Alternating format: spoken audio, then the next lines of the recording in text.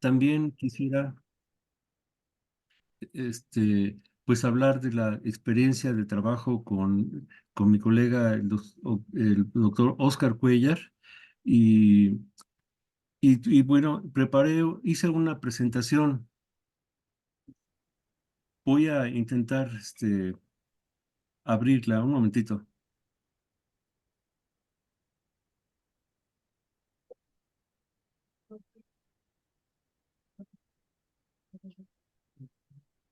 Boom. Huele a café, rico.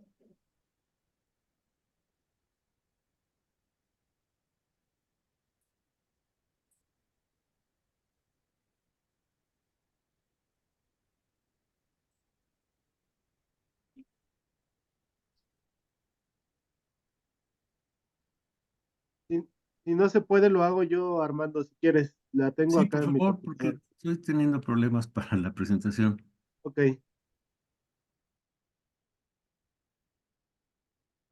Viernes. Sí.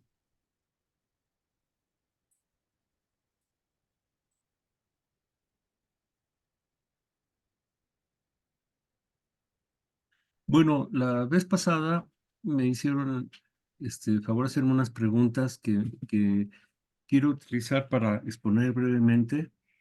Sobre todo que tuve un proceso de cambio de las teorías y paradigmas que utilizaba para el estudio de las migraciones y de los estudios que estaba haciendo sobre estrategias de reproducción social, pero resultó que con el intercambio de ideas con el doctor Oscar Cuellar, tuve una especie de cambio de paradigmas que, Señora, ¿me que puede quiero. dar una hoja? Aquí está, ahí sí. Gracias. Y entonces, bueno, voy a hablar de esa conversión que tuve en los enfoques, en las Sí, teorías que estaba sí. utilizando. Con una Adelante. dos, está bien. Y una pluma. Sí. Una pluma. ¿Dónde está? Gracias, perdón. David, si tenés abierto tu micrófono, si puedes apagar por favor la Bueno, consola. ahí tienen al doctor Oscar Enrique Arturo Cuellar, quien es con el que No, pues estuve así, ven. colaborando, con el que Bien. hicimos el artículo. Y pues bueno, esta presentación es in memoriam Oh. a su fallecimiento en el año de Tan 2021. bonita la Gracias. gente, sí. Adelante. Sí, que se muere uno, dice, qué buena gente.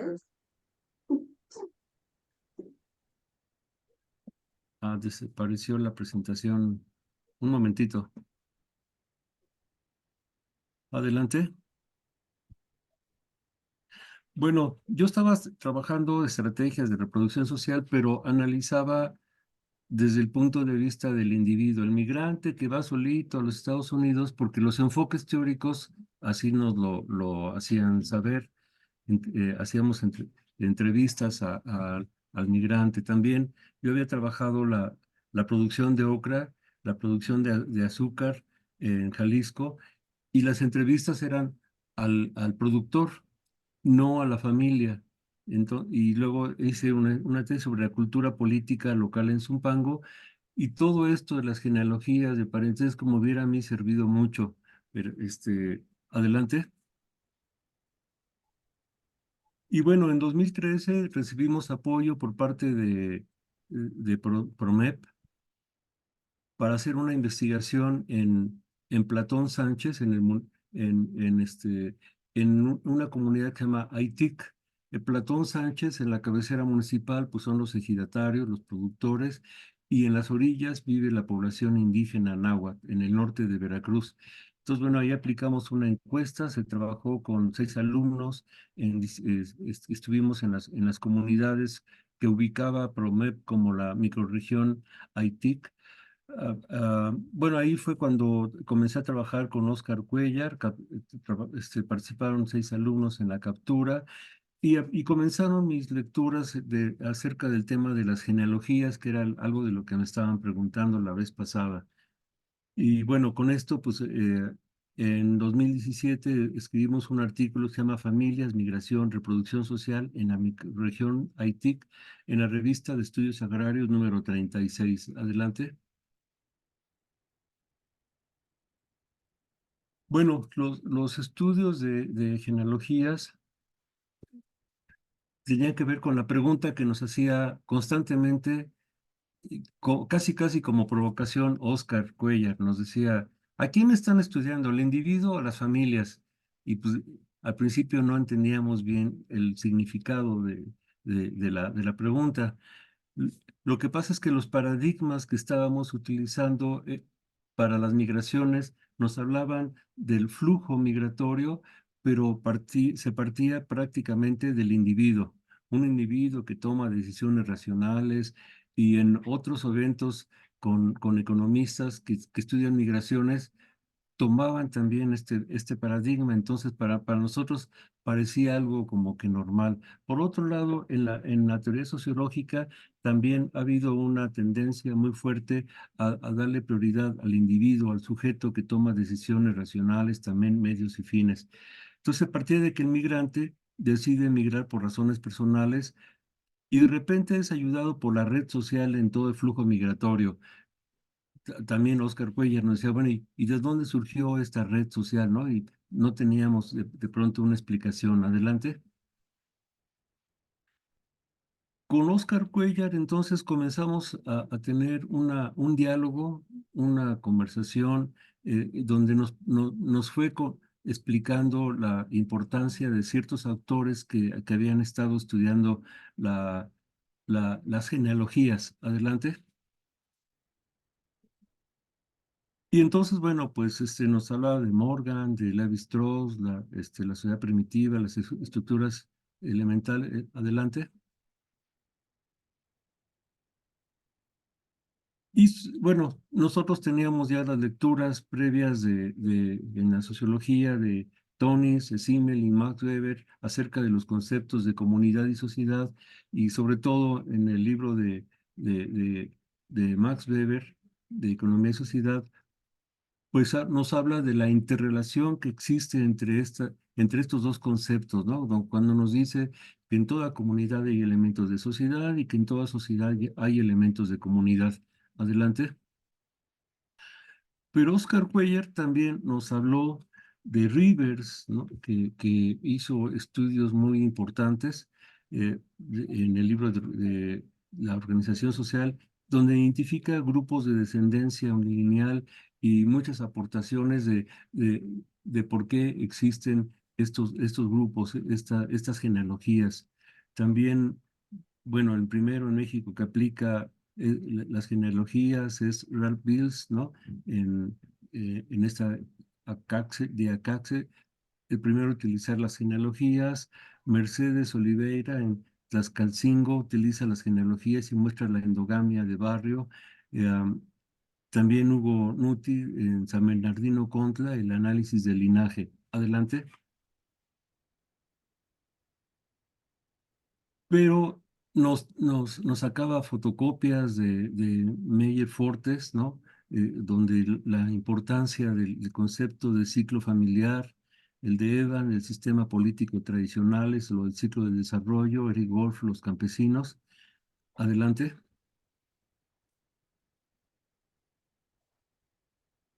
Y bueno, aquí pongo algunas de las preguntas que se me hicieron que voy a tratar de responder. Tomás Dimas dice, ¿cuáles son los criterios para la definición de tipos de hogares? Eh, la cuestión de los grupos domésticos, ya que confunde o esconde las nociones de hogar y familia.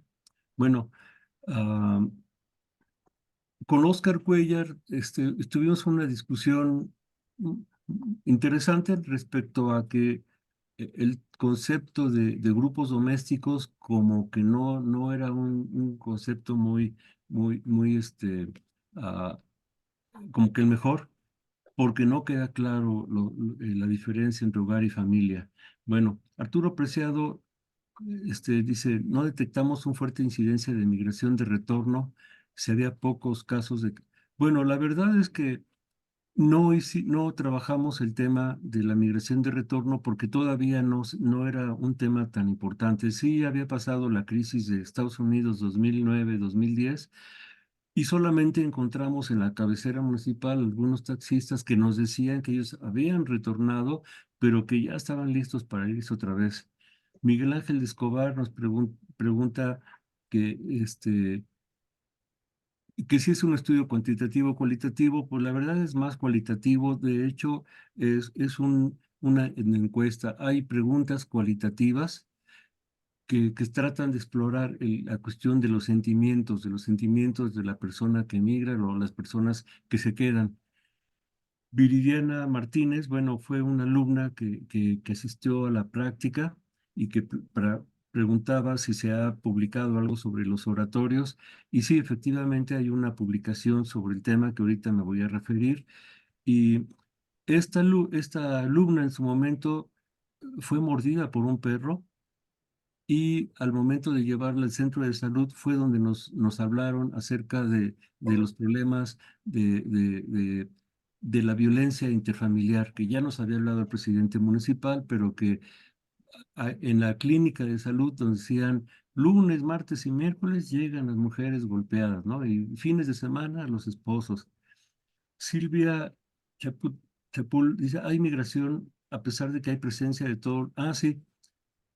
Le comentaba que ella preguntaba que si se requiere más apoyo para que no haya migraciones, pero lo que nosotros encontramos es que en las comunidades llegan todos los programas sociales, pero a pesar de eso hay migración, porque bueno, hay toda una tradición de migración interna que ya se había estudiado, ¿no? Con la migración de relevos. Pero Tida Mejías, sí, ¿qué autores, no? Entonces, bueno, hay autores, antropólogos y sociólogos que se utilizaron en el estudio. También ella pregunta la importancia de la reproducción social y efectivamente, pues bueno, esto lo retomamos de David Robichaud, Daniel Berthaud, Pierre Bourdieu, Vania Sales. Dania Contreras dice, es necesario poner a prueba el patrón familiar mesoamericano y el análisis de violencia de género y derechos sexuales reproductivos de mujeres indígenas. Efectivamente, nosotros pensamos que esto puede ser una línea en relación al padrón familiar mesoamericano. Creo que hay ahí elementos que explican parte de la violencia, ¿no? Sobre todo la situación de las nueras que viven en la casa de los papás de él, ¿no? Del esposo. Adelante.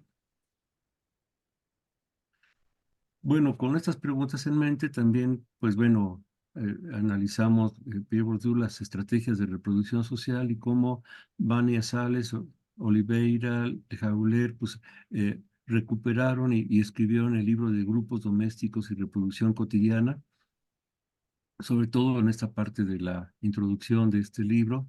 Rodolfo Ituirán también, Vivir en familia, hogares y estructuras familiar en México. Adelante. Y bueno, en relación a los oratorios, escribimos un artículo, Oratorios, Mazaguas y Reproducción Social en Pueblo Nuevo. Nos dimos cuenta que eh, había muchas como iglesitas, bueno, que no sabíamos, son capillas, algunas son muy antiguas, desde hace muchos, bueno, más de un siglo, casi 2 siglos. Hay algunas más grandes, pero siguen siendo capillas. Las capillas pues juegan un papel muy importante en la zona. La discusión que teníamos es con respecto a Galinier, que él generalizaba la idea de que había un sistema de linaje, pero él estudió sobre todo la parte de los otomíes y con los mazaguas encontramos que no hay una explicación de linaje, ¿no? Entonces varios que han seguido las lecturas de Galinier, pues explican que hay una cuestión de linaje en esto de los oratorios, pero acá no lo encontramos. Ahí se ven unas imágenes de las fotografías y no están las imágenes de los abuelos, etcétera. Más bien encontramos que son los santos patrones a donde van las personas que por distintas razones, rituales de paso, digamos, bautizos, bodas, pues requieren de un padrino y entonces, bueno, el oratorio juega un papel muy importante porque es el que permite para nosotros la, la unidad entre los que migran y los que están en la comunidad. Y entonces, por ejemplo, en diciembre, pues todos se ven, ¿no? Muchos llegan, bueno, quizá no todos, pero los que están más cerca no los que están en Estados Unidos, pero en la Ciudad de México, en Toluca, llegan a la comunidad. Entonces encontramos que la población no existe ese padrón de linaje, que hay poca tierra, lo cual incrementa la migración y además ha habido malas cosechas por heladas, sequía o granizadas y que el oratorio es entonces este vínculo sociocultural entre los que están fuera y los que están en la comunidad. Adelante. Bueno, escribimos entonces este otro trabajo sobre familia y reproducción social en San José del Rincón. Eh, Esa muestra se trata de muestra por conveniencia, es en realidad una etnoencuesta y lo aplicamos a que si personas que tienen parientes migrantes y si tiene este componente indígena. La verdad es que la cabecera municipal, la mayor parte pues no tienen familiares indígenas, ¿no? O migrantes. Am, entonces, bueno, ahí aplicamos en la cabecera municipal y en 5 poblaciones que consideramos representativas, donde podíamos encontrar estas características. Y bueno, las entrevistas están hechas sobre todo la parte cualitativa para explorar el tema de las emociones, ¿no? Pues de los hijos que están fuera. Adelante.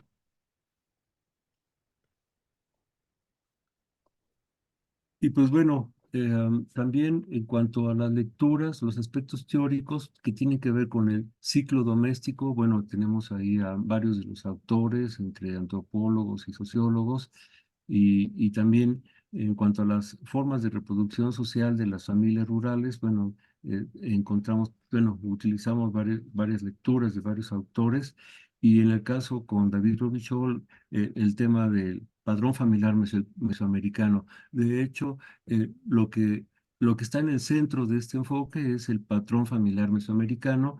Por eso nos pareció interesante lo que estábamos encontrando cuando ya las familias están en la última etapa del ciclo largo, donde quedan solamente los ancianos y ya no hay nadie que cuide a los padres, ¿no?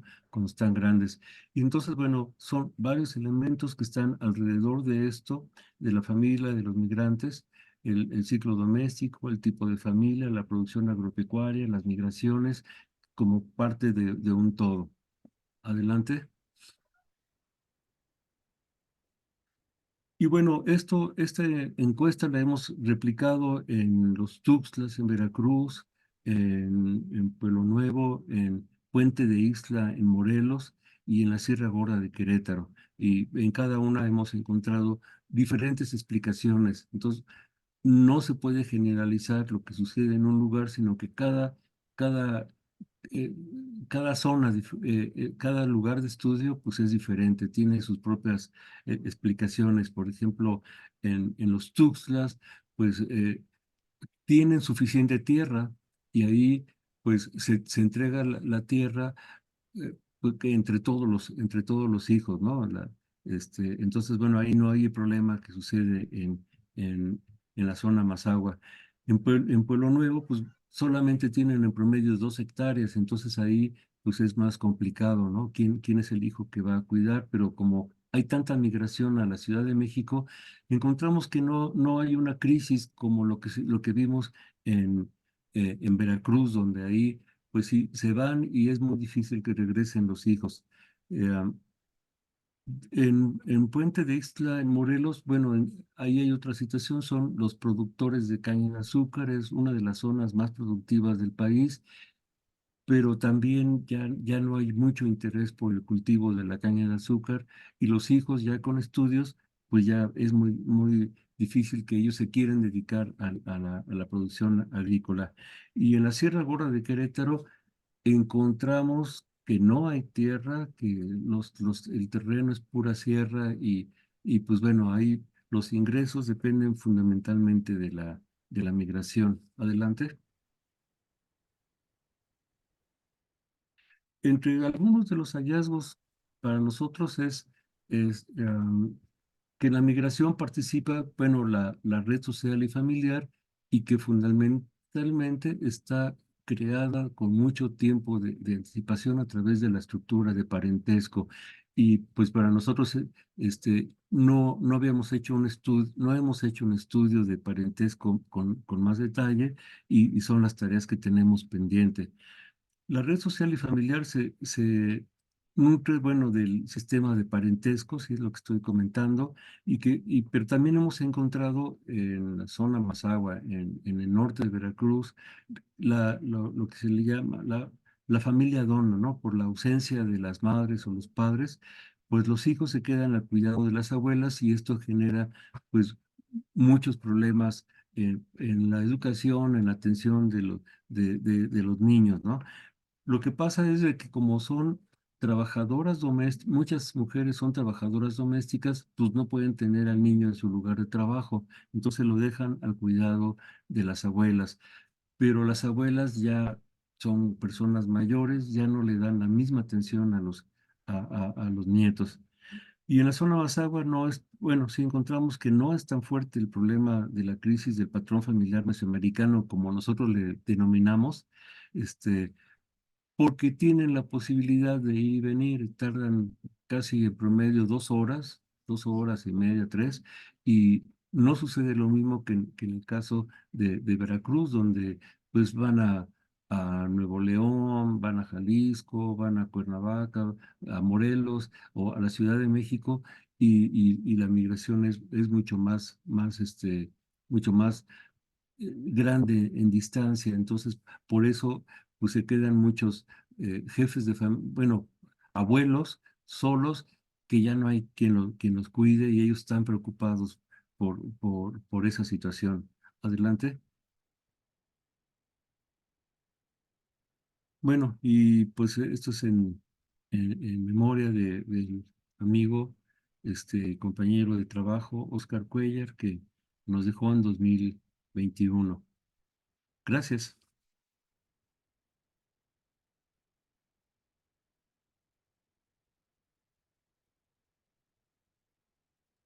Bueno, muy bien, muchas gracias Armando por retomar las preguntas. No todos que preguntaron estuvieron acá, pero pues va a quedar la grabación para que puedan consultarlo. No sé si Javier, tú que tienes algún comentario, observación que quisieras hacer, que tú has trabajado migración en un pueblo en Jalisco, ¿no? Quizás yo también tengo algunas cosas que quiero decir y luego podemos abrir el espacio a la discusión a los demás.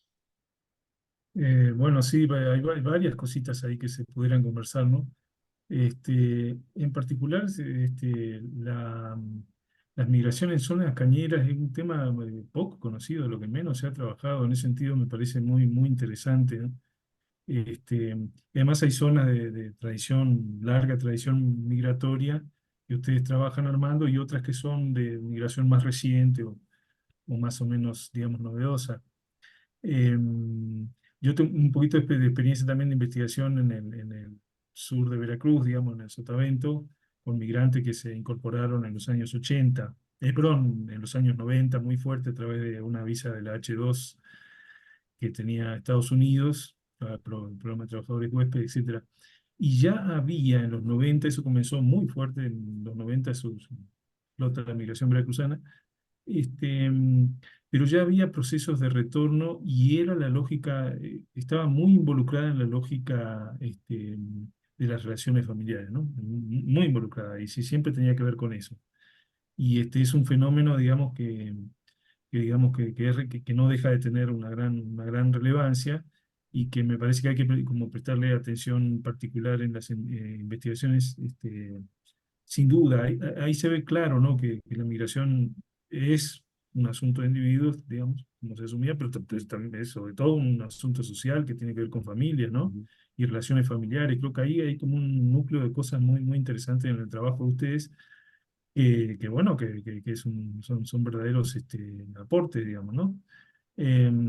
Por otro lado, más o menos se están estudiando las tasas de retorno, ¿no? Que son como esperables, que todas las migraciones de este tipo, digamos, tienen tasas de retorno que suelen ser bastante estables y es un tema ahí para tomar en cuenta, ¿no? Por otro lado, en el tema metodológico es bien interesante porque, claro, si uno toma unidad doméstica, grupo doméstico, claro, está que el migrante se va del grupo doméstico, ¿no? Pero sigue ahí vinculado y ese es otro aspecto clave donde las migraciones, digamos, pueden aportar mucho sobre el parentesco, ¿no? Es decir, cómo la convivencia bajo un mismo techo no implica que si por alguna razón alguien se va, se disuelve la organización del grupo, esto ya comentaron un poco el otro día, o hay un proceso de fisión, digamos, del tipo de lo que planteaba Chayanov, sino que son momentos que hay que interpretar de acuerdo a una lógica que no tiene que ver exactamente con el grupo viviendo bajo un mismo techo. Son apenas algunos temitas de David y Armando que a mí me parecen relevantes y que compañeros en general, que se pueden discutir. Después, hay como una cuestión metodológica que me gustaría comentar más adelante, pero bueno, esto es lo que yo me gustaría comentar en principio, David y Armando. Gracias.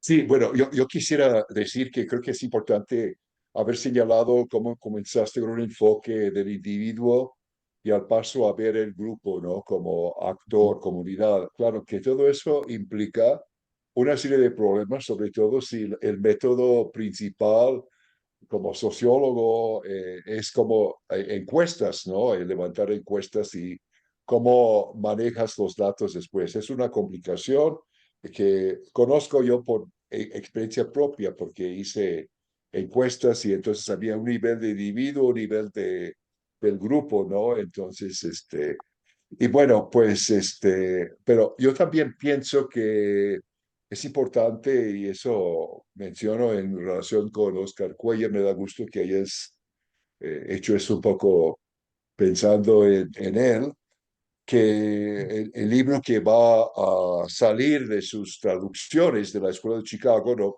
Que hay algunos que hablan de la observación participante, que para mí es una de las formas muy importantes para comenzar a observar el grupo familiar, ¿no? Que eh, hablabas la otra vez de que como el tiempo que no hay para estar tanto tiempo en el campo, que también es un problema que sufren también los antropólogos, ¿no?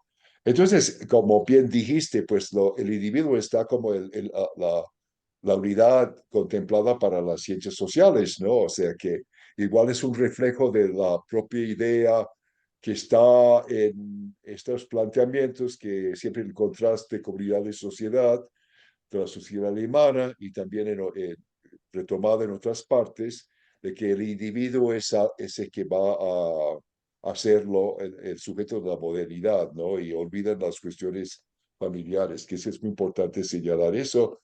Y eso también tiene relación con algo que planteó Javier en un evento en que estuvimos, ¿no?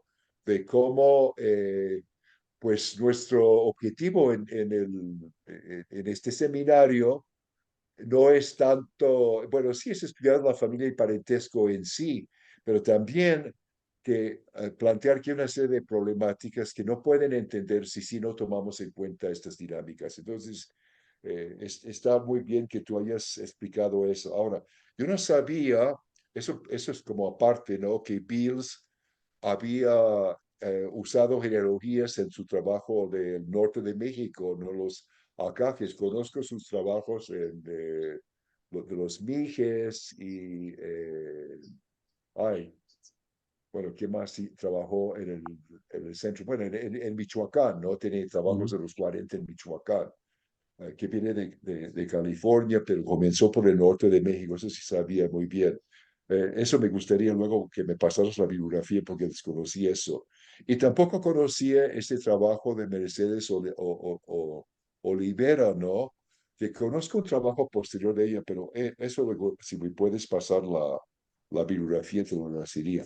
Ahora, la cuestión de los linajes y los oratorios que han sido descritos por otros, sobre todo los otomías, creo que habría que como discutir qué se entiende como linajes, porque son términos que ni los antropólogos están de acuerdo, ¿no? Son cosas, los antropólogos no tienen el mismo rigor en su uso de conceptos que los sociólogos, ¿no? Yo descubrí eso al tener que hacer comparaciones, entonces están usando palabras por aquí, por allá, el mismo concepto de grupo de descendencia, ¿no? Mientras que ¿cómo se llama? Louis Dumont usa grupos No. de filiación. Lévi-Strauss, un francés también, usa grupos de descendencia. Desde mi punto de vista, en español sería más correcto hablar de grupos de filiación, porque la descendencia pues sí es de arriba para abajo, ¿no?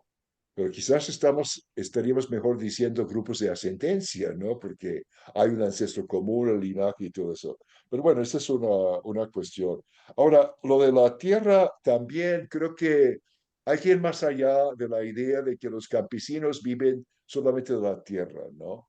Los campesinos en las cercanías a las grandes ciudades, y no ahora, no con comunicaciones modernas, es que estoy pensando, ya la Ciudad de México está conectada a una serie de zonas cercanas por el ferrocarril a partir de 1870 y en el fines del siglo XIX, pues están en unas redes que permiten migraciones. O sea que también los antropólogos olvidan la historia de las comunicaciones en México, ¿no? Movimientos, yo vi en Tlaxcala, la gente iba a cortar caña en Veracruz, 2 horas en tren, ¿no? ¿Sí? No iban y venían, iban a quedarse ahí, ¿no? Pero es algo muy antiguo. El mismo Redfield en Tepoztlán habla de los migrantes en la Ciudad de México. Yo creo que siempre había migración de retorno, ¿no? O sea que los migrantes van, algunos regresan, otros no regresan. Hay que también tener un enfoque en que veamos con las personas grandes y igual hay sería historias de vida, ¿no? De esos procesos que no son como, que no surgieron recientemente, ¿no? Y bueno, pues eso es lo que yo diría. Yo quisiera, no sé si quieres comentar lo que dijimos. A ver, yo creo que Javier quiere agregar alguna cosa Sí, y sí, damos la palabra a los demás, a sus preguntas. Si quieren levantar la mano para intervenir, así podemos hacer eso. no, sí, Adelante, justo Armando porque o Javier.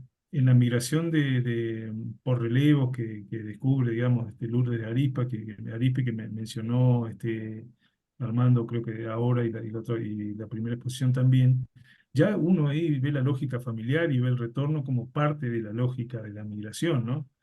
Y es en ese sentido, digo, sí, ¿cómo explica la migración de relevo si no es en la estructura familiar? O sea, y está ahí en el retorno, es un tema, digamos, que tiene esa importancia, digamos, esa trascendencia. Bueno, no, no sé entonces si alguien quiere participar o responde, o si quieres reaccionar a todo esto, Armando. Sí, en la encuesta aplicamos 3 cédulas, una para los que viven en la casa ahí, otra para para los que viven fuera, pero otra para los abuelos. Y esta no nos ha dado nada de resultado porque si nos contesta la nuera o alguno de los hijos, no conocen mucho de los papás, Ujú. los nombres, de dónde son Sí, originarios los papás,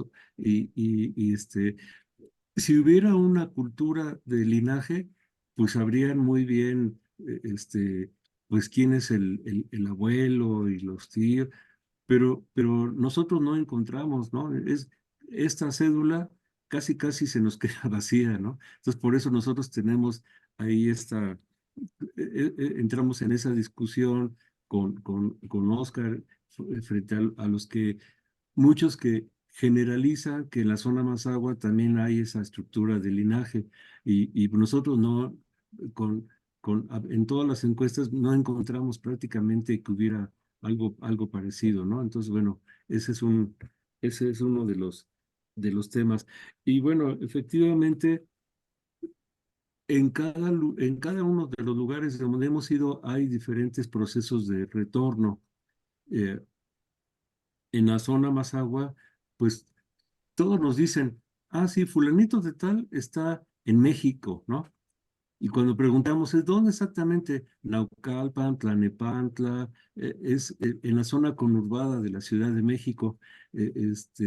Y pues algunos regresan cada fin de semana, pero otros ya no regresan. Y algunos incluso se han casado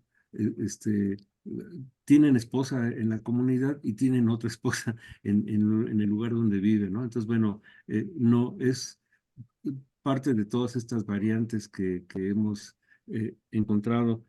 Eh, y pues sí hay migración de retorno y nos hemos encontrado casos interesantes de que a veces una persona mayor de repente es el que más ingresos recibe, pero resulta que está jubilado, ¿no? Y él nos dice, sí, sí gano más, mis ingresos son más altos, pero es que yo estoy jubilado, ¿no? Y recibe su pensión. Eh, entonces, bueno, ah, pues bueno, esto en relación a la cuestión de retorno, eh, este, pero también nos hemos encontrado con la situación de que frente a las políticas antimigratorias es muy difícil ir y regresar o que vengan a la fiesta del Santo Patrón, porque si los detienen como ilegales, y la mayoría son ilegales, casi un 70-80%, si los detienen al querer regresar, pues los toman como prisioneros, ¿no? Como los ven como ilegales, como que están haciendo algo mal y entonces ya muchos ya no regresan. Y esto ocasiona un problema de que les preguntamos a los papás dónde viven, en qué trabajan, y de repente los papás pierden la noción de dónde están sus hijos o en qué trabajan. Ellos nada más sí están pendientes de que si reciben dinero, ¿no? Casi 300 pesos al mes, pero a veces no tienen información dónde están los hijos por esa Per- situación de la dificultad de ir y venir. Perdón, Armando, ¿300 pesos o $300? $300, perdón, sí, sí, en promedio. Sí. Hay otro tema que es muy interesante, es que también a veces vuelven, no se vuelve físicamente, pero hay construcciones en el lugar, se mejora la casa del padre, es decir, hay un flujo de retorno que no es la persona, pero está interviniendo en el grupo familiar de manera muy decidida. Y también, no sé, en tu experiencia si has visto algo de eso, como cuando hay más dinero allá en el lado de la migración, también se vuelven padrinos, se vuelven, bueno, algo que me parece que algo mencionaste de eso la otra vez, pero tienen recursos que son buenos para padrinar y para tener tipos de ese tipo de parentesco, digamos, con base en la empresa migratoria, digamos, ¿no? Es decir, ahí hay recursos para eso. Yo tengo un caso que me parece que ya lo comenté una vez de un amigo que cada vez que lo veo le pregunto a cuántos ha apadrinado y ella perdió la cuenta, ¿no? Porque la mujer lleva. Entonces se da vuelta y le pregunta, dice, a ver cuántas lleva. No, voy por 54. Ahí está, es una cosa impresionante, ¿no? Ujú. Bueno, sí, efectivamente, la casa donde viven los papás en la zona Mazahua son de adobe, pero la casa del hijo que manda dinero, ya es, pues con material de tabique, tiene 2 pisos. Pero sí, muchos siguen viviendo en la casa, bueno, los abuelos, los papás siguen viviendo en la casa de adobe, ¿no? Las esposas son las que viven en estas casas más nuevas. Aunque se dice que son construcciones tipo californiana, pero bueno, en Estados Unidos muchas casas son más bien de madera, ¿no? Eh, este, Nada más porque tienen el techo a 2 aguas, pero bueno, sí,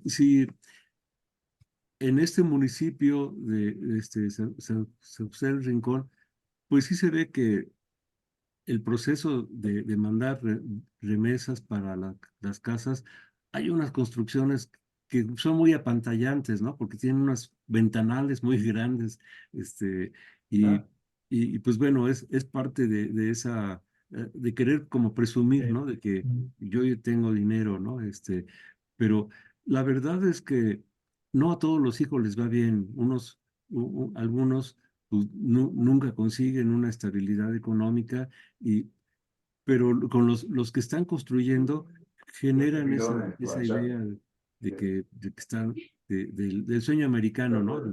Y les sirve de acicate a los demás para que quieran ir a hacer este viaje.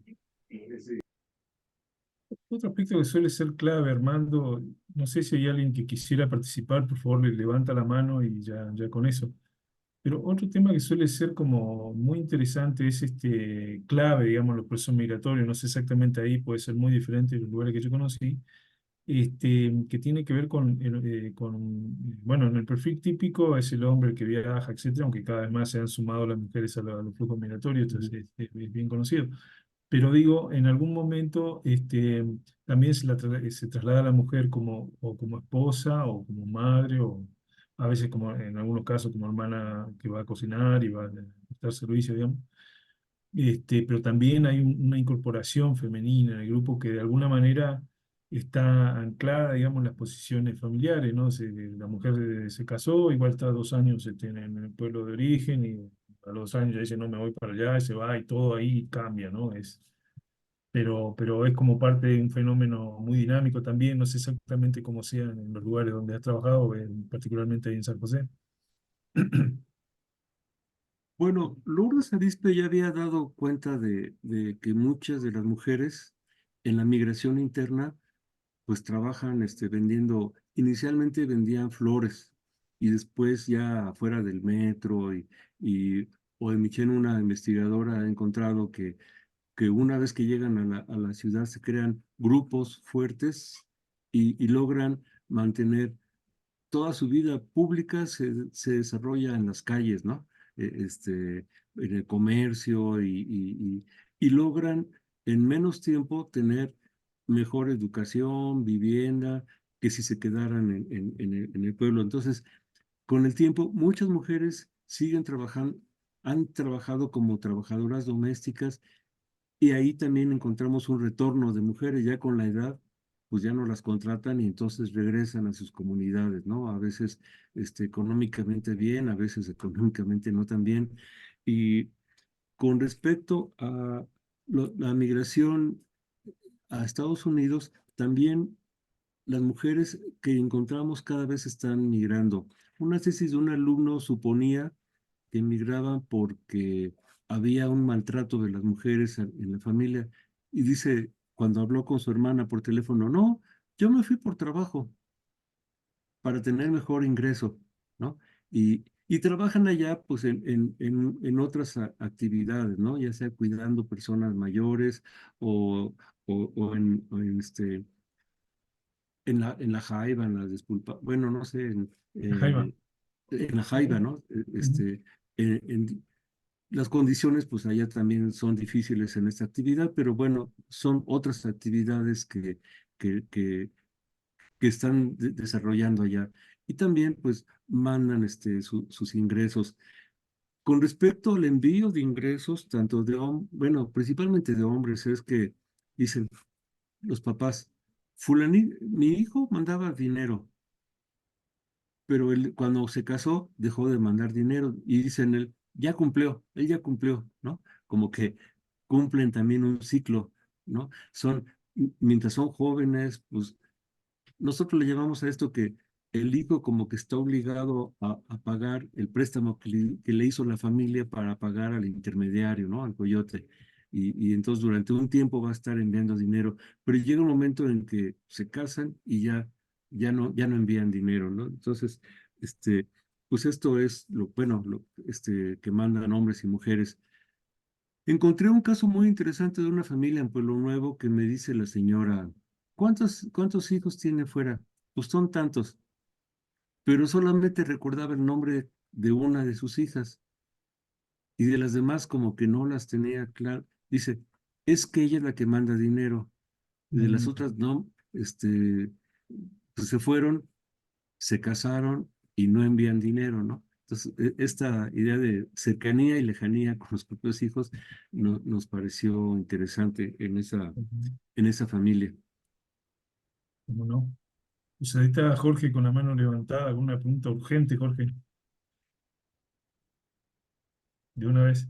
Hola, sí, bueno, en relación a esto último que acaba de decir Armando, yo encontré esta negación del parentesco, incluso sin que haya procesos de migración, ¿no? Ujú. Con parientes que viven cercanos territorialmente. Hay quienes aparecen o desaparecen de las cartas genealógicas como una forma de mostrar la lejanía, ¿no? En cuestiones de relaciones personales, ¿no? Y de los grupos domésticos también. Pero yo quiero hacer una pregunta. La pregunta es, fuera de de esto que dijeron de la construcción de casas como para tener una permanencia en el pueblo, y de mandar remesas y estar como presentes en cierta forma los migrantes, fuera de estos espacios, en qué otras eh, ámbitos participan? Por ejemplo, a mí me interesa mucho el ámbito religioso, ¿no? Cómo los migrantes siguen manteniendo una presencia social, no solo para su grupo doméstico, sino para el pueblo en general, participando en procesos de cooperación para las fiestas de los santos, como mayordomos con algún sustituto, eh, ciertos procesos que la migración y el dinero que genera la migración ha facilitado para que la gente siga permaneciendo ahí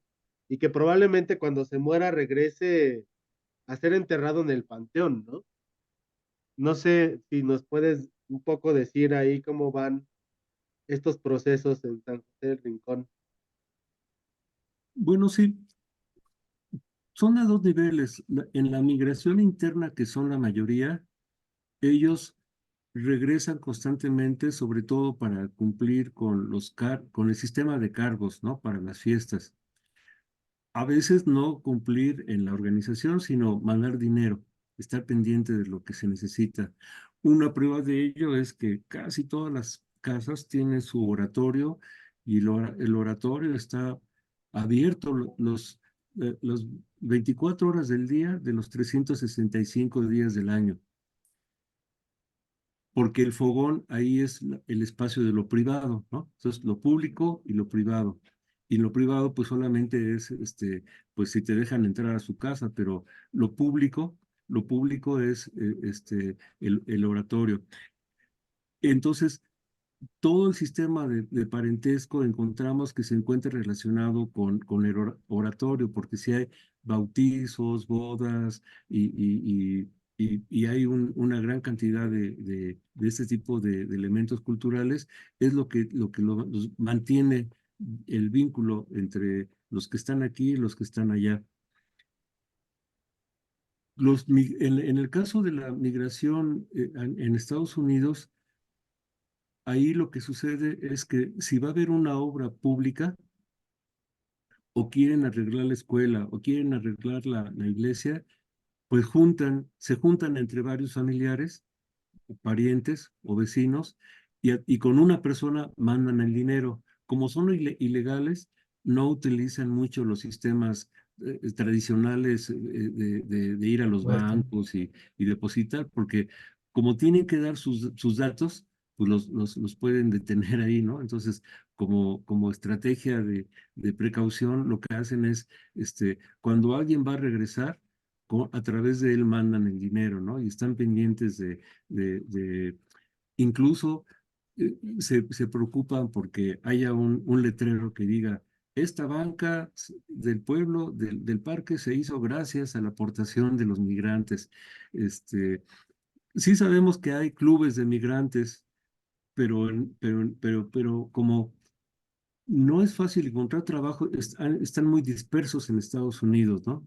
Encuentran trabajo donde se puede y no en un solo lugar. Por ejemplo, si inicialmente van a California y no encuentran trabajo, pues andan buscando en otros lugares. Entonces, en las entrevistas, ahí nos explican todo esta peregrinación que han hecho, ¿no? Buscando trabajo y trabajan de una cosa o trabajan de otra, pero en realidad sí se mantienen estos lazos de solidaridad en el momento que necesitan para mandar el dinero para participar en el apoyo de las fiestas, en el apoyo sí, de la flor más bella del ejido, como quien dice, ¿no? Que va a buscar recursos a los allá a los Estados Unidos para las fiestas. Entonces, bueno, en esta parte, pues yo siento que sí se mantiene muy en vigor la parte cultural. Yo me gustaría hacer una pregunta con relación a lo siguiente, o más bien que comentes lo siguiente. Claro, el adulto ya cumplió con los padres cuando se casa, digamos, se asume que ya se cumplió y eso yo también he visto que es bastante así. Y uno puede entender que ahí hay comienza, digamos, una fase de fisión o de dispersión en el sentido digamos, de la evolución del siglo. Yo quisiera comentar algo y dar la palabra a los demás. Disculpe, tuve que salir un momento. Eso de las bancas, eso lo vi en Tlaxcala en los años 70 de grupos de obreros de tales fábricas y también vi una puerta donada en 1912 de un grupo de trabajadores textiles en Puebla, ¿no? Son prácticas muy antiguas, no son cosas que acaba de hacer. Había un grupo de apoyo en Tepoztlán que estudió Redfield a fines de los 20 en la Ciudad de México.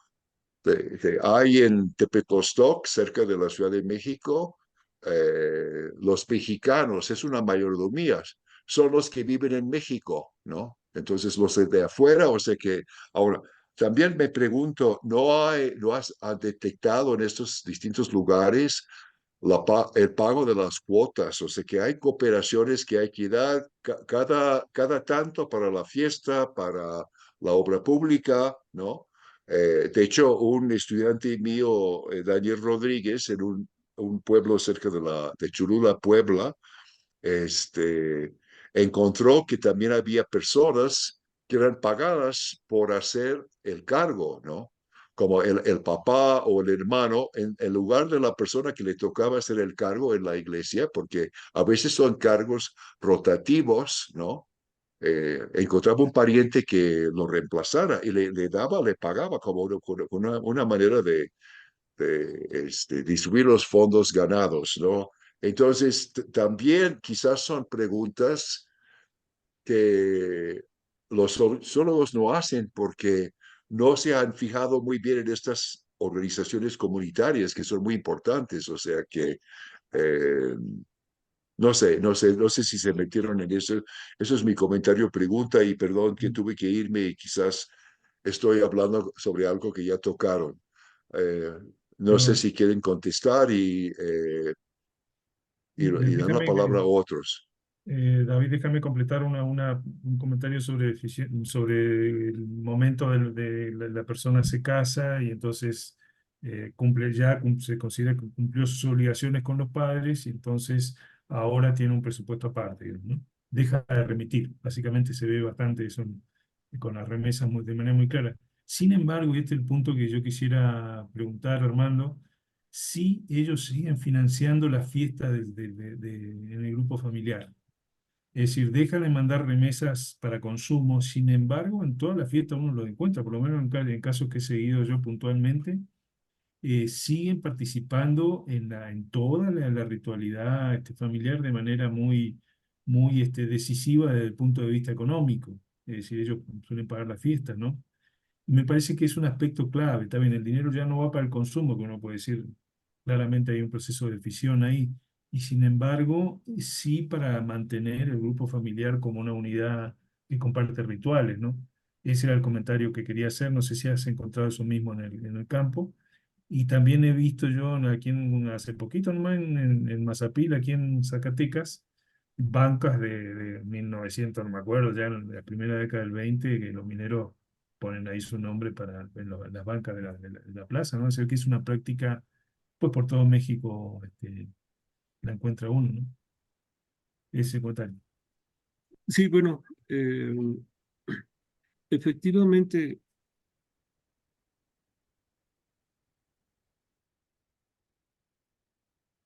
sobre todo en Tonatico encontramos mucho la práctica del programa 3x1. Tonatico, ellos van a Waukegan y son comunidades binacionales porque tienen la nacionalidad en Estados Unidos y en México. Pero también encontramos con que con alguien de un municipio cercano que conozca a alguien de Tonatico, pues casi es una garantía para que poder ir a los Estados Unidos, ¿no? A Waukegan.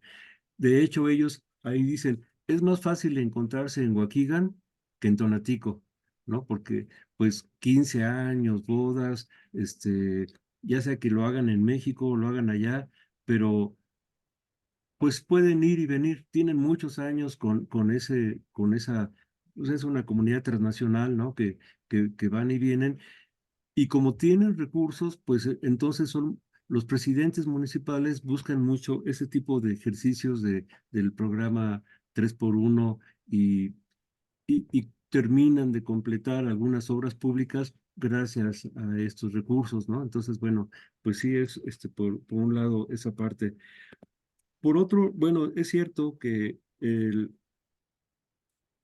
lo que mencionabas acerca de la, de la fiesta, pues sí se ponen de acuerdo para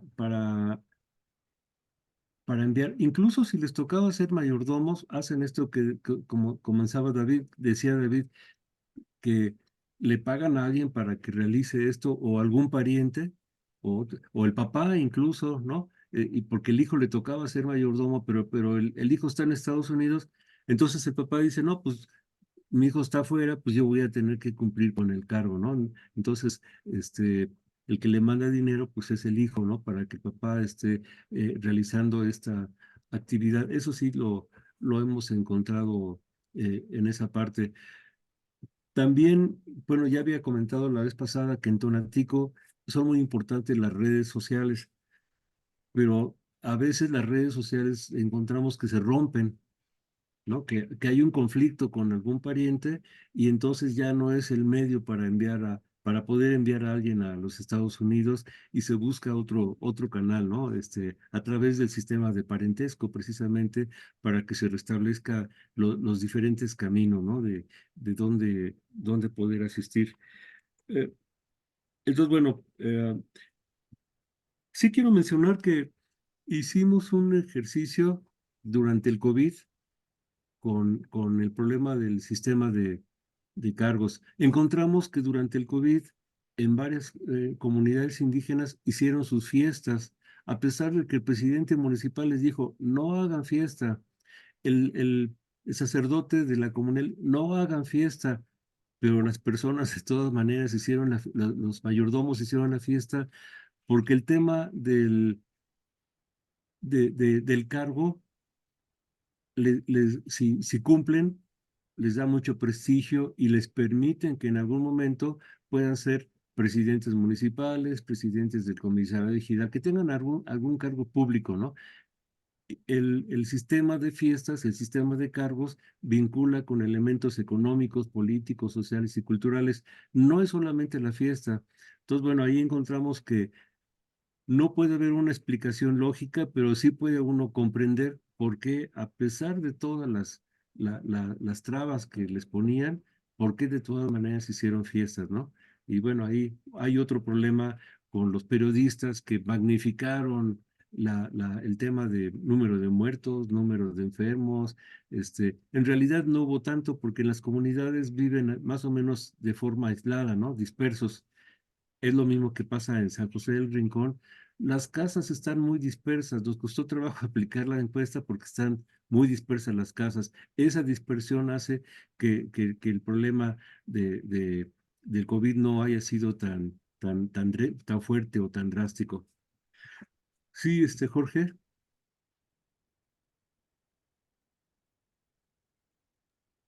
Yo, ahorita en relación a lo que están comentando,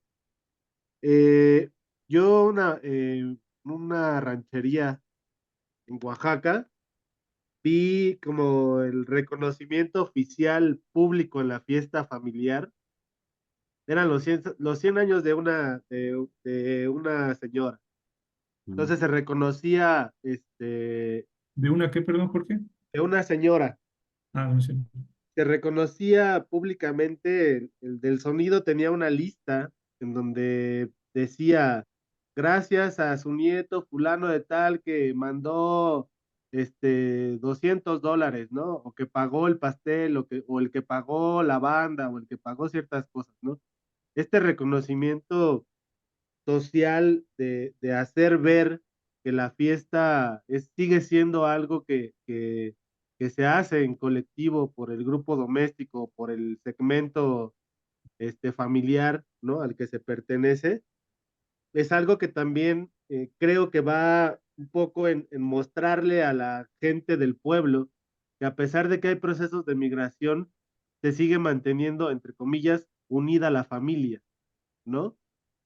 Este, y en esa ranchería hay como un sistema de internet local.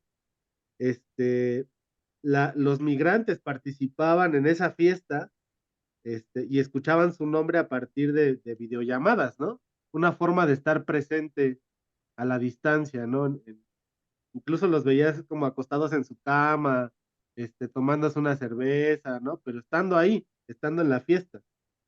Eh, y un punto que me parece también creo que importante mencionar son como estos procesos de que los migrantes de Estados Unidos llevan a sus padres en visitas periódicas, ¿no? Como con cuidadores desde que salen del aeropuerto. En el caso, yo conozco casos en Oaxaca, ¿no? De gente que los acompaña desde el aeropuerto de Oaxaca hasta Los Ángeles o hasta el lugar de destino, ¿no? Y se llevan a los padres adultos mayores a pasar temporadas con ellos durante el año. Y eso ha ocasionado también como un incremento, creo yo, del ingreso económico, porque muchos de ellos están todavía en posibilidades de trabajar y van y trabajan, ¿no? Van, trabajan y regresan con sus dólares y pues construyen una partecita de la casa como por su cuenta propia, no tanto con la necesidad del dinero que manda el migrante establecido en Estados Unidos. Nada más. Bueno, sí, efectivamente hemos encontrado, sobre todo en Tonatico, que todos los eventos, 15 años, bodas, bautizos, aparece el video de YouTube y ahí se ve a los padrinos hablando o en las bodas, en los mazaguas, bueno, en esta zona que se acostumbra a pasear un guajolote cuando están en la fase de la comida, ¿no? Y tiene toda una tradición en esta zona. Y entonces lo puedes ver en el YouTube, ahí se ve ahí con respecto a las bodas, pues la mayor parte de los jóvenes, pues no se casa legalmente, bueno, por la iglesia, sino que viven así como pues, en amaciato, ¿no? Y los papás, todo el mundo lo ve normal. Lo que pasa es que las bodas son muy caras y ahí se requiere un montón de padrinos y los que envían remesas, pues el padrino de la música, ¿no? Pues sale muy caro. El padrino de esto y que el otro, pues entre todos ellos, entre toda la red social, ¿no? Se puede financiar una boda. Muchos de los que se casan pues ya son mayores, ¿no? Y es por eso de que pues tienen que invitar no solamente al pueblo, sino a todos los pueblos vecinos, porque en el proceso de reproducción social pues viven en lugares cercanos, ¿no? En los pueblos cercanos, pues ahí está el primo, la tía o la mamá es del otro pueblo y entonces pues se vacían los pueblos porque todos van a la boda, pero es muy caro las bodas, por eso mismo, porque tienen casi el compromiso de invitar a todo mundo, ¿no? A medio mundo.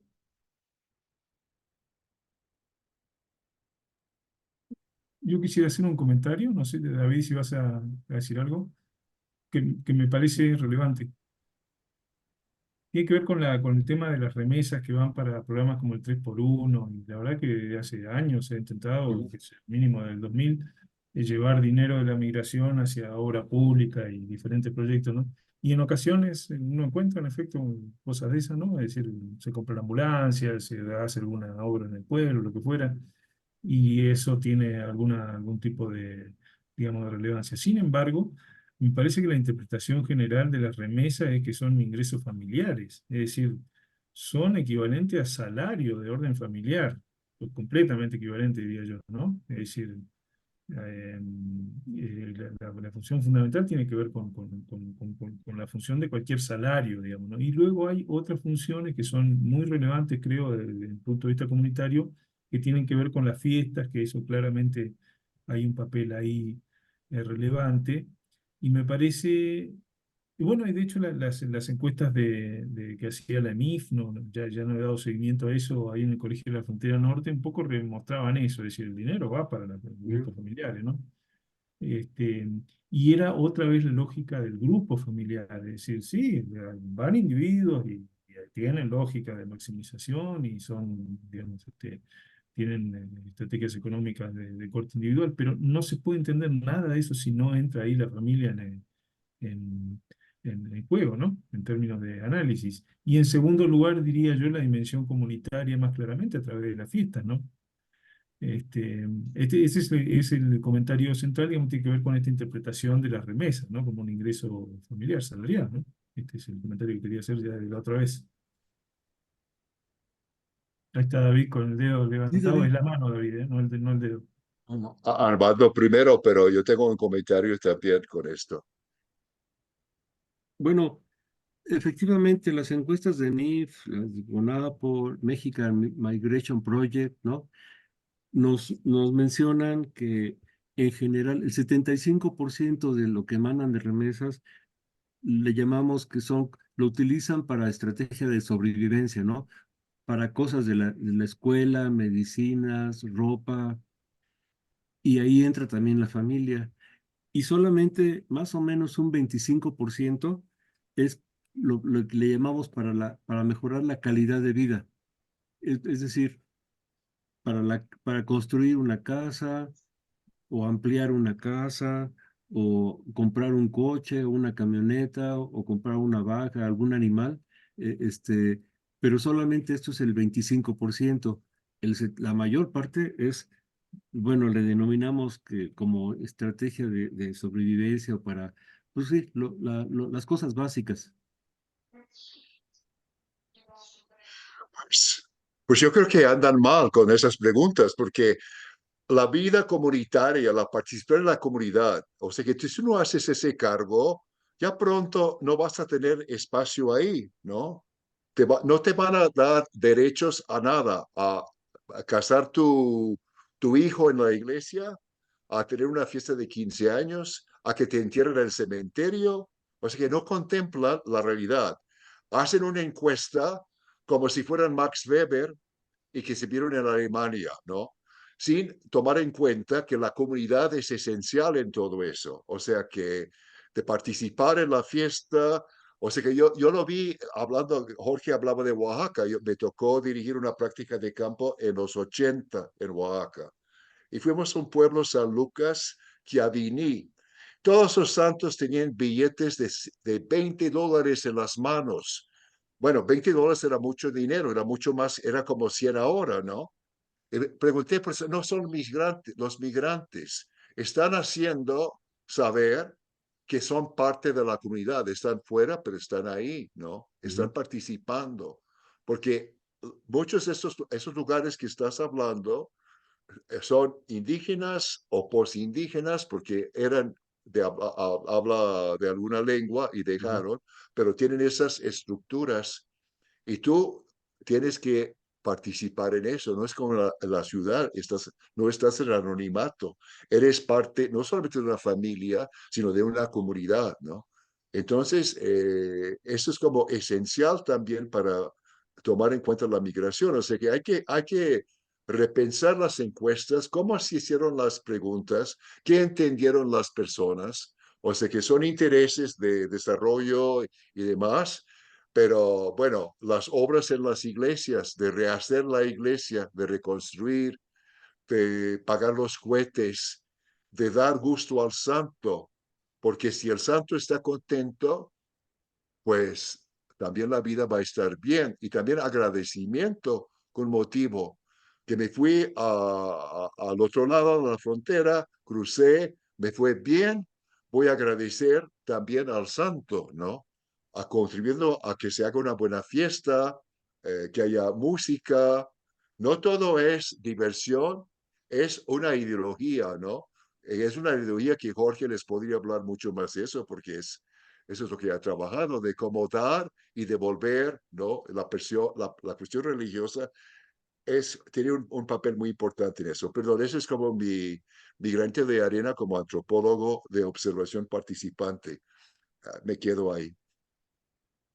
Quizás haya Sí, más bueno, preguntas también, aparte. Adelante, Armando. creo que el sistema de fiestas involucra también la cosmogonía que han trabajado varios antropólogos y ahí es muy importante la relación con el calendario agrícola, ¿no? Entonces hay ciertas fiestas que están vinculadas con este calendario y aparte los santos patrones de cada comunidad que tienen que ver con la siembra, la petición de lluvia, la cosecha y entonces, bueno, pues todo esto está vinculado como dices, David, que, que uno no aparece en las encuestas, pero ya cuando uno lo ve más de cerca, pues tiene esa otra explicación. Este, y sí hemos encontrado que al momento de la cosecha, pues quieren dar gracias los campesinos entonces asumen un cargo, ¿no? Asumen un cargo en la, en el sistema de cargos que tienen, ¿no? En la fiesta. Todavía en Pueblo Nuevo, por ejemplo, pues tiene toda una fuerza muy fuerte. Además, ahí luego explican, a veces, la imagen de aquí nadie la trajo, apareció de repente, ¿no? Esta idea de los Cristos y de las vírgenes, ¿no? Que en 1500 aparecieron en muchos lugares, ¿no? Como en Chalma, ¿no? En la cueva. Una pregunta. ¿Ustedes nunca preguntaron en estas encuestas cuánto recibían? Por ejemplo, cuánto mandaba el hijo o el migrante. ¿No llegaron a preguntar sobre cantidades? Sí, sí, sí. La verdad cuesta un poco de trabajo. Hay muchos papás que no saben bien, no tienen una idea así de contabilidad. Eh, Este, pero sí preguntamos y es cuando nos dicen eso, en promedio son $300 al mes que mandan. Pero también depende de cuántos hijos están enviando y quiénes no envían, ¿no? No solamente en Estados Unidos, sino también en la Ciudad de México. Hay algunos que ya casados siguen enviando apoyo a sus papás. Entonces, bueno, eso ya depende también de los hijos. Pero tiene razón, David, que el sistema de cargos pues, les va a dar un prestigio y los va a posicionar para cargos de representación popular más adelante, ¿no? Porque también está vinculado con la cuestión política. Quisiera decir una cosa. Yo creo que es un mito lo del prestigio. Yo creo que es un mito que Ujú, crearon los antropólogos y hay críticas importantes de ujú. eso. Una es por Daniel Deuve y el otro es por Roger Magazine, ¿no? Yo siento que más que ganar prestigio es evitar desprestigiarse y de perder Ujú, derechos, ¿no? Como es miembro de ujú. la comunidad, o sea que hay pueblos por Texcoco donde ahora te toca a ti la mayordomía, luego la siguiente casa. Ah, eres protestante, eso no importa. No nos interesa lo que tú crees o no crees. Lo que tienes que hacer es pagar y cumplir, ¿no? ¿Sí? Y bueno, Jorge, por ejemplo, ha encontrado protestantes que se ofrecen a cooperar para la fiesta, ¿no? Porque es parte de un sistema de pertenecer, de permanecer, ¿no? O sea que yo creo que vale la pena como revisar un poco lo del prestigio. Se sigue repitiendo eso, que viene de un enfoque del individualismo de Max Weber y de un sustituto por lo que es el individuo occidental, etcétera, etcétera. Creo que hay que como meternos a ver como motivos muy distintos de las motivaciones de las personas urbanas, ¿no? En esta ciudad, ¿no? En este país, ¿no? Pero ese es mi, mi punto de vista como antropólogo, ¿no? No es un, digo, Provocación. admiro tu trabajo y todo eso, pero creo que hay cosas que hay que como repensar. Los mismos antropólogos tienen que ponerse a repensar, porque muchas veces su trabajo de campo es un asomo de un poquito de tiempo y no de meterse. Cuando hablabas tú de las casas, bueno, pues mi trabajo era de meterme en las casas como tiene lugar, ¿no? O sea que es algo que se logra con el tiempo, con la instancia del pueblo, ¿no? No se logra llegando. O sea que creo que es muy importante también que los antropólogos llegaran a hacer encuestas, ¿no? A partir de sus observaciones. Así es que, muy bien, nada más me quedo en eso. Gracias. Adelante. Yo ahora estoy muy convencido de eso que dices. También los sociólogos necesitamos hacer más trabajo de campo porque el, el, la técnica esa de las encuestas de llegar los estudios sincrónicos como que no nos dicen no nos dan mucha información. Bueno, ahí está Sí, bueno, pero por lo menos hace lo que tiene que hacer, ¿no? Y los otros no sé. Bueno, perdón, igual hay otras preguntas y comentarios por ahí de otras personas que han llegado, que no sé si se satisficieron con esto. a ver quién levanta la mano, ¿no? Pero mientras yo voy Adelante, comentando levanten la mano o abran el micrófono. mientras yo voy comentando que está la experiencia, yo creo, valiosa que intenta resolver la tensión de llegar a preguntas, digamos, pues bueno, cualquier encuesta van a hacer una encuesta piloto y tiene su propia lógica metodológica, indiscutiblemente eso funciona. Pero se hizo este ejercicio en el occidente de México, en el famoso un libro muy conocido sobre que le pusieron Los ausentes acá en español, que coordinó, bueno, que los autores eran Massey, era Durán, era González, no me Mm. acuerdo quién más estaba ahí, eran varios, del año 87, creo que salió la versión en inglés, donde ellos ya proponían hacer le llamaban encuesta, que es hacer primero una etnografía para no probarla, uno, digamos, diseña las preguntas en un escritorio y luego vas a probar si funcionan, sino hacer una etnografía para hacer preguntas, digamos, que después se pudieran convertir en una encuesta, digamos, muy valiosa. A mí me parece un proceso virtuoso ese, costoso también en términos económicos y de tiempo y de recursos, etcétera. No lo dudo, pero me parece una experiencia muy valiosa. Porque ¿qué ve uno como antropólogo?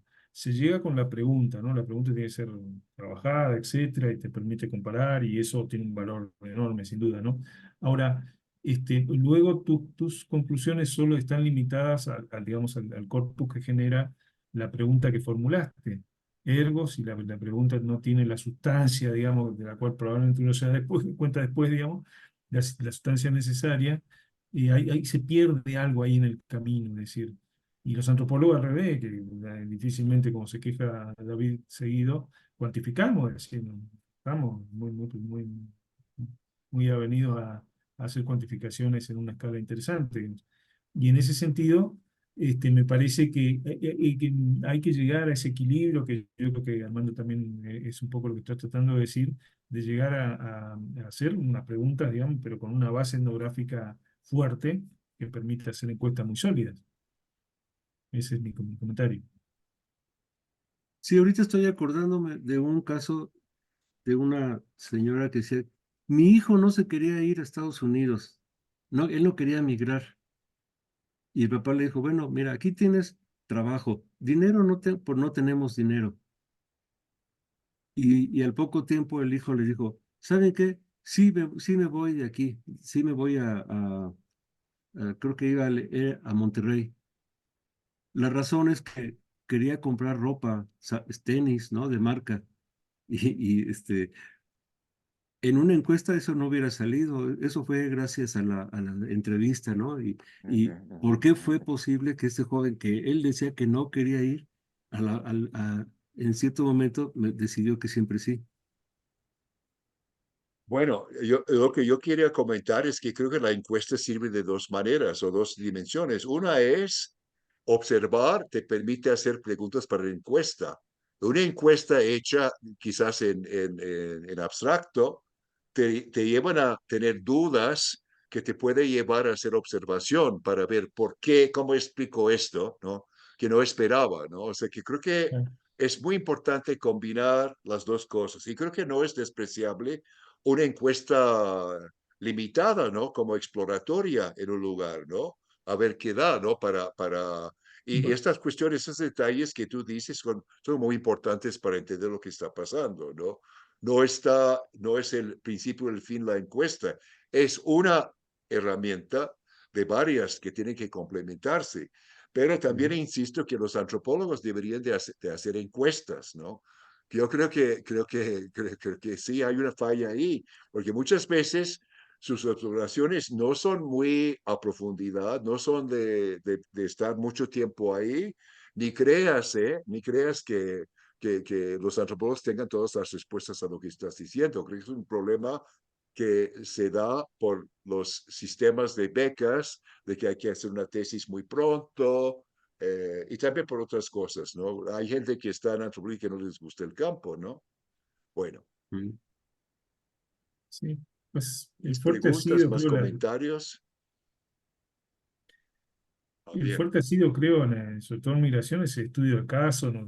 Más habitualmente en la comunidad de origen, y tratar de hacerlo en profundidad, ¿no? Pero hay poca, y luego hay gente que ha hecho cuantificaciones a gran escala, ¿no? Durán y todo eso han combinado también, pero yo creo que es muy virtuoso en el sentido que, por ejemplo, la encuesta que ustedes hicieron permitió ver, por ejemplo, el caso de los ancianos que están solos, y ahí uno dice, "Va, acá hay algo, ¿no? Rápidamente uno entiende que hay algo acá que hay que entender y te abre vías digamos, de investigación relevantes y desde muchos puntos de vista es valioso, sin duda, ¿no? Sin duda, sin duda.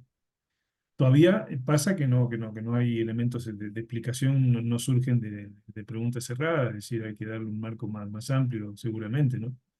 Y bueno, para eso estamos ahí, ahí donde nos pueden contratar los antropólogos.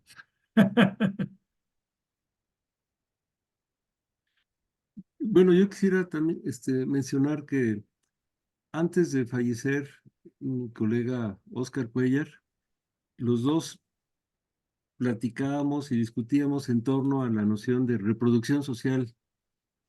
Nada más que él se murió antes de tiempo, ya no pudimos ir más allá, pero me parece que precisamente hacer estudios de reproducción social nos podría permitir combinar esto, lo cuantitativo con lo cualitativo y abarcar varias dimensiones, ¿no? La económica, política, social, cultural, este, pero pues es algo que bueno, entre Oscar y yo se quedó ahí en veremos, ¿no? Porque siento que falta, eh, sería bueno desarrollar como un programa de investigación en ese sentido.